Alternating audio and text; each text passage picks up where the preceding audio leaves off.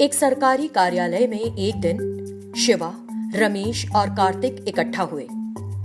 यहाँ तुम दोनों को बुलाने की वजह यह है कि सरकार ने अब कार्तिकेयपुर के गवर्नमेंट कॉलेज बिल्डिंग का कंस्ट्रक्शन का काम दिया है, जो बहुत दिनों से पेंडिंग पड़ा है।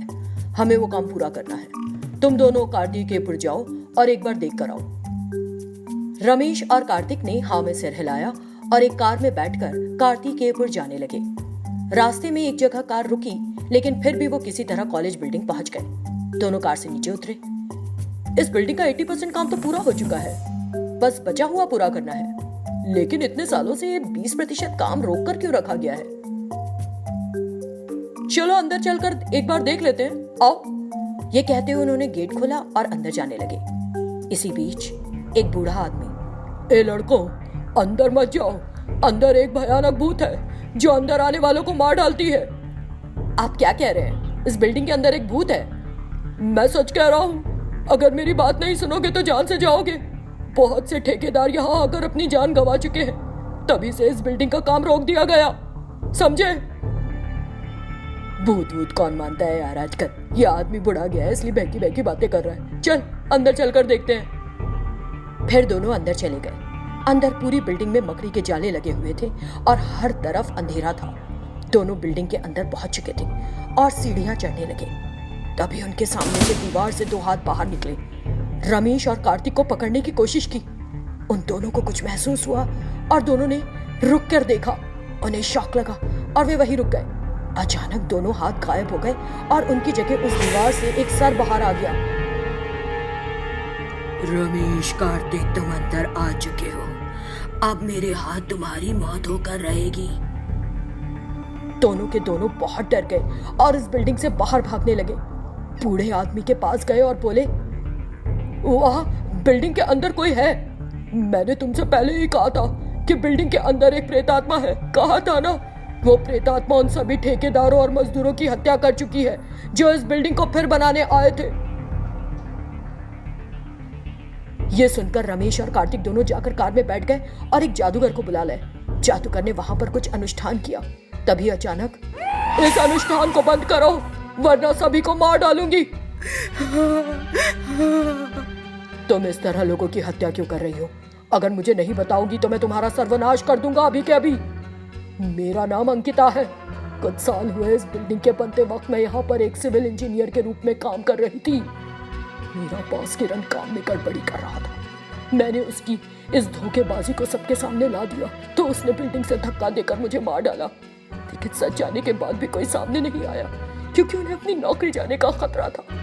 मैंने किरण और उन मजदूरों को मार डाला। उसके बाद जो भी इस बिल्डिंग में दाखिल होता है मैं उसे मार डालती हूँ। कार्तिक ने उसकी बात सुनकर उसके दुख को समझा। तुमने किरण और उन मजदूरों को मारकर अपना बदला ले लिया है ना? अब इस बिल्डिंग को छोड़कर कहीं दूर चली जाओ। कई छात्रों की मदद होगी। हमारी बात सुनो प्लीज, हमारा यकीन करो। ठीक है, मैं इसी वक्त इस बिल्डिंग को छोड़ने के लिए तैयार हूँ, लेकिन अगर इस बिल्डिंग को बनाने में कोई भी गड़बड़ी हुई तो फिर उन स्टूडेंट्स की जान जाएगी जो इस बिल्डिंग में पढ़ेंगे। अगर ऐसा हुआ तो मैं वापस आऊंगी और उन सारे लोगों की हत्या कर दूंगी, तुम्हारी भी। समझे? हम इस तरह की कोई चीज नहीं होने देंगे। तुम हम पर विश्वास कर सकती हो। वो भूत शांत हो गई और चुपचाप चली गई। रमेश और कार्तिक ने मिलकर उस बिल्डिंग का कंस्ट्रक्शन बेहतरीन तरीके से पूरा किया। ये देखकर अंकिता की प्रेतात्मा बेहद खुश हुई और उसे मुक्ति मिल गई। रमेश एक सरकारी डॉक्टर था। उसे एक गांव में स्थानांतरित कर दिया गया। उस गांव में एक वीरान अस्पताल था। कई महीनों से उस अस्पताल में कोई डॉक्टर नहीं था। उस अस्पताल को देखकर रमेश ने सोचा, यह अस्पताल तो बहुत पुराना लग रहा है। एक अस्पताल की तरह नहीं बल्कि एक कब्रिस्तान की तरह दिख रहा है। ये सोचते हुए रमेश अंदर चला गया। वहां राजू था, ward boy. Good morning sir, मेरा नाम राजू है। क्यों राजू, यहाँ एक भी मरीज नहीं है क्या? कई महीनों से कोई डॉक्टर ही नहीं है सर, इसीलिए लोगों ने आना ही छोड़ दिया है। डॉक्टर क्यों नहीं है यहाँ पर? होने चाहिए ना। कुछ महीनों पहले इस अस्पताल में 2 डॉक्टर आए थे सर। 1 सप्ताह तक रहे, फिर अचानक बिजली के झटके से मर गए। बाद में पता चला कि वो जहाँ बैठे थे उस जगह पर बिजली ही नहीं थी।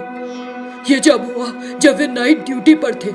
फिर यहाँ कोई नहीं आया। कई महीनों बाद आप आए हैं। फिर रमेश ने बहुत देर तक सोचा।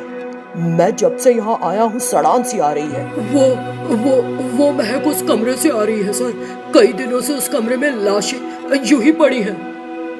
क्या लाशें यूं ही पड़ी हैं? तुमने इतने दिनों तक उन लाशों को क्यों रख रखा है? राजू ने कुछ जवाब नहीं दिया। तुम इतना सोच क्यों रहे हो? तुम मुझसे कुछ छिपा रहे हो? चलो बताओ भी। सर, उन 2 डॉक्टरों की मौत उसी दिन हुई जिस दिन उन्होंने वो मुर्दा घर खोल कर देखा था। लोग सोचते हैं कि वहाँ एक भूत है, इसीलिए उस मुर्दा घर को बंद कर दिया है। लाशें यूं ही पड़ी हैं और डिकम्पोज हो रही हैं। उसी की सड़ांध है सर। आई सी, हम उस मुर्दा घर को देखेंगे। आओ। नहीं सर, मैं बहुत डरता हूँ, मैं नहीं आऊंगा। ठीक है, मैं अकेला ही जाकर देखता हूँ। रमेश उस मुर्दा घर में गया। उस कमरे में कई लाशें पड़ी थीं। हर लाश एक भूत की तरह दिख रही थी। तभी रमेश ने महसूस किया कि एक लाश कुछ हिली। वो तुरंत उस लाश के पास गया। उसे शक हुआ और उसने अपने स्टेथोस्कोप का उपयोग करके उस लाश की जांच की, लेकिन उसमें जान नहीं थी। तुरंत रमेश उस कमरे से बाहर आया। हमें इन सभी लाशों को इस कमरे से निकालना होगा और अस्पताल की मरम्मत करनी होगी। ठीक है सर, मेरी ड्यूटी का टाइम खत्म हो गया है, आप भी घर जाइए। फिर वो दोनों अपने अपने घर चले गए। रमेश घर जाकर सो गया। जब वो गहरी नींद में था तो अस्पताल में उसने जो लाश देखी वो अचानक दरवाजा खोलकर बिस्तर पर आ गई। वो पलंग पर चढ़ गई और उसकी गर्दन दबाने लगी। अचानक रमेश जोर से चिल्लाया। जब उसने आंखें खोली, ओह शिट, मुझे नाइटमेयर क्यों आया? कुछ देर बाद वो फिर से सो गया। नया डॉक्टर अस्पताल में आया था। ग्रामीण अगले दिन सुबह से अस्पताल आने लगे। फिर रमेश ने रात तक सभी को देखा। राजू डॉक्टर के कमरे में आया। सर, बहुत देर हो गई है, अब आप घर जाइए। ठीक है, तुम जाओ, मैं थोड़ी देर बाद जाऊंगा। राजू चला गया। फिर रमेश पूरे अस्पताल में घूमता रहा और सभी कमरों का निरीक्षण करने लगा। इस बीच एक बूढ़ा आदमी वहां आया। अंधेरे में उस बूढ़े आदमी को देखकर रमेश घबरा सा गया। फिर वो धीरे से चलकर उस आदमी के करीब गया। क्या चाहिए आपको? क्या आप नए डॉक्टर हैं? हाँ, मैं ही हूँ। अंदर आ जाइए। बताइए क्या परेशानी है, मैं इलाज बताता हूँ। फिर दोनों एक कमरे में चले गए। मेरे गले में गहरी चोट लगी है, इसे एक बार देख लें। ये कहते हुए उसने अपना सिर अपने शरीर से अलग कर दिया और फिर उस बूढ़े आदमी का शरीर उस लाश में बदल गया जो बीती रात उसके सपने में दिखाई दी थी। रमेश कांप गया। फिर वो भूत जोर से हंसा और रमेश की ओर बढ़ने लगा।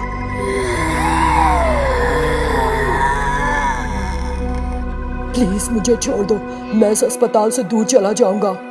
मैं इस अस्पताल में आने वाले किसी डॉक्टर को नहीं छोड़ता। उस भूत की आंखों से बिजली जैसी कोई चीज निकली और रमेश पर हमला हुआ।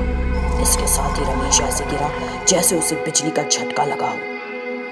अगले दिन गांव वालों को रमेश की लाश मिली, जिसे देखकर उन्होंने सोचा कि ये डॉक्टर भी बिजली के झटके से मर गया। मुर्दा घर खोलने के लिए मना किया था, बेचारे रमेश सर। जब वामसी घर की सफाई कर रहा था तो उसके पास एक फोन आया।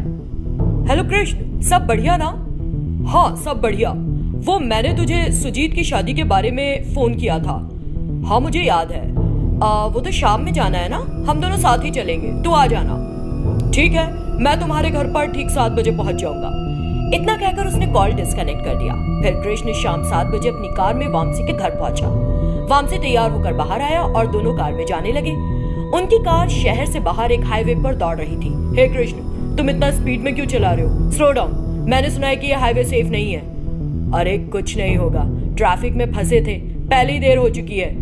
इतना कहकर उसने स्पीड बढ़ा दी। फिर वामसी ने हाईवे से कार को अंदर मोड़ लिया। हे व्हाट, तुम इस रास्ते से क्यों जा रहे हो? अरे दिस इज शॉर्टकट, हम जल्दी पहुंच जाएंगे। लेकिन न्यूज़पेपर में आया था कि इस रोड पर बहुत एक्सीडेंट्स होते रहते हैं। कुछ नहीं होगा यार, चुपचाप बैठ। तभी एक दूसरी कार उस रास्ते से बहुत तेज रफ्तार से निकली और कृष्णा की कार का साइड मिरर तोड़ती हुई आगे निकल गई। ये दोनों सोचकर बेहद डर गए कि एक्सीडेंट ही हो गया और चीख पड़े। फौरन कृष्ण ने अपनी कार एक तरफ रोक दी।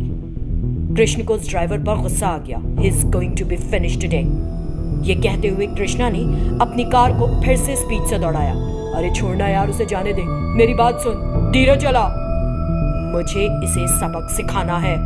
इतना कहते हुए वो स्पीड से कार चलाता रहा। तभी अचानक उनकी कार में एक पेपर आ गया जिस पर लिखा था यू आर नेक्स्ट। वामसी ये देखकर घबरा गया। कृष्ण ने इसे सीरियसली नहीं लिया और उसने उस कार को ओवरटेक करने की कोशिश की और उस कार ड्राइवर की तरफ देखा। वो कार ड्राइवर बहुत भयानक था। उसे देखकर कृष्ण और वामसी कांप से गए। कृष्ण डर के कारण बोल नहीं पा रहा था और उसने कार आगे बढ़ा दी। दूसरी कार पीछे ही रुक गई। अरे, उस कार में ड्राइवर भूत की तरह लग रहा था। हाँ, यही देखकर मैं भी डर गया, इसलिए मैंने बिना कुछ कहे कार आगे बढ़ा दी। ये कहते हुए उसने कार की स्पीड और बढ़ा दी। तभी ऑपोजिट डायरेक्शन से एक कार सड़क पर आती दिखाई दी। उस कार को देखकर दोनों डर गए। अरे, ये तो वही कार है जिसे हमने पहले देखा था ना, इतनी स्पीड से हमारी ओर क्यों आ रही है? इतना कहकर कृष्ण ने अपनी कार एक तरफ रोक दी, लेकिन वो कार सीधी आई और कृष्णा की कार को कृष्णा और वामसी खून से लथपथ कार से बाहर गिर पड़े। तभी एक शैतान उस कार से बाहर आया और कृष्ण की कार के पास गया। उन दोनों को देखकर, मैं कुछ लोगों की वजह से एक दुर्घटना में मर गया जो तुम्हारी तरह रैश ड्राइव करते थे। तुम जैसे लोगों की वजह से बेकसूर लोग अपनी जान गंवा देते हैं। जो गलत करेगा सजा भुगतेगा, जरूर भुगतेगा। शैतान कार में बैठा और चला गया। तभी कृष्ण और वामसी अपने शरीर पर घावों के साथ उठे और सड़क के किनारे खड़े होकर लिफ्ट मांगने लगे, लेकिन किसी ने भी अपनी गाड़ी उनके लिए नहीं रोकी। तभी एक गाड़ी आई और वे उसमें सवार हो गए। थैंक्स, हम बहुत देर से लिफ्ट मांग रहे थे लेकिन किसी ने गाड़ी नहीं रोकी। लकीली आपने रोक दी। कैसे रखते? तुम्हें देख जो नहीं सकते। वामसी और कृष्ण ने पूछा, क्यों? वो हमें क्यों नहीं देख सकते? हाँ, क्योंकि तुम दोनों 1 घंटे पहले मर चुके हो। कार ड्राइवर कोई और नहीं, वही शैतान था। उसने उन दोनों को पीछे पलट कर देखा। वो दोनों घबरा गए और रियर व्यू मिरर में खुद को देखा। दोनों शैतान बन चुके थे।